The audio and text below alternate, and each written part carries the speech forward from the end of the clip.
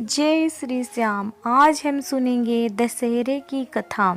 त्रेता युग में जब रावण जैसे पापी राजा का अत्याचार बहुत बढ़ गया था तथा उसके कारण धर्म का नाश होने लगा था, तब सभी देवता सहायता मांगने भगवान विष्णु के पास गए थे। यदि सृष्टि में धर्म की हानि होने लगती है तथा अधर्म जीतने लगता है, तब तब भगवान विष्णु जन्म लेते हैं, वह धर्म की पुनः स्थापना करते हैं। इसलिए भगवान विष्णु ने अयोध्या के राजा दशरथ के घर पुत्र के रूप में जन्म लिया, जिनका नाम श्री राम था। महर्षि वशिष्ठ से उन्होंने शिक्षा ग्रहण की तथा उसके बाद पुनः अयोध्या आ गए। तब राजा दशरथ ने उनके राज्याभिषेक की तैयारियां कर ही रहे थे कि श्री राम की सौतेली मां कैकेयी ने षड्यंत्र के तहत उन्हें 14 वर्ष का वनवास दिलवा दिया। ये सब कुछ योजना के तहत हो रहा था, क्योंकि यदि भगवान श्री राम को वनवास नहीं मिलता तो रावण जैसे पापी का अंत भी नहीं हो पाता। 14 वर्ष का वनवास भी आवश्यक था, क्योंकि रावण की राक्षसों की सेना इतने वर्षों में बहुत बड़ी हो गई थी तथा भयंकर राक्षस भारत की धरती पर हर जगह फैल चुके थे।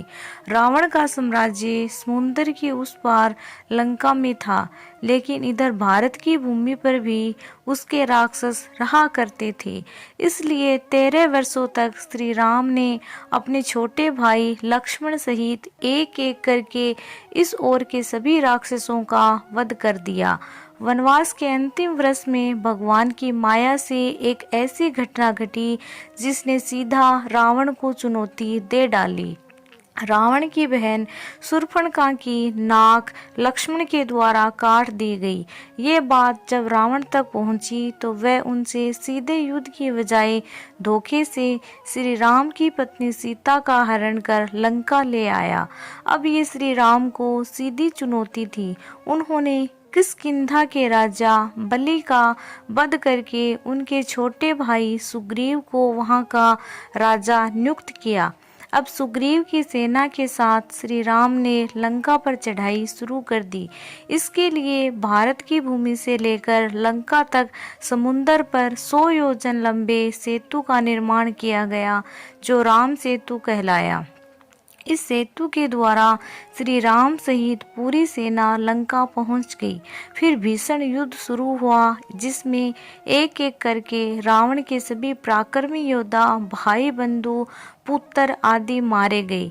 अंत में केवल रावण बचा था। हालांकि उसका एक भाई विभीषण युद्ध से पहले ही श्री राम की सेना के साथ जा मिला था, जो बाद में लंका का राजा बना था।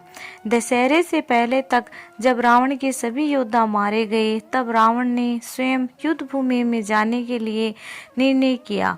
अश्विन मास के शुक्ल पक्ष के 10वीं तिथि के दिन श्री राम व रावण के बीच भीषण युद्ध हुआ।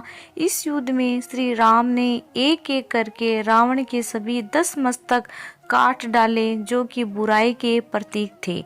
अंत में श्री राम ने रावण की नाभि में स्थित अमृत को सुखा डाला तथा ब्रह्मास्त्र का अनुष्ठान करके उस पापी का अंत कर दिया। श्री राम की अधर्म पर धर्म की इसी विजय के प्रतीक के रूप में हम सभी दशहरा पर्व मनाते हैं। इस दिन रावण, कुंभकर्ण व मेघनाथ के पुतलों को जलाया जाता है। बोलो भगवान श्री राम की जय हो।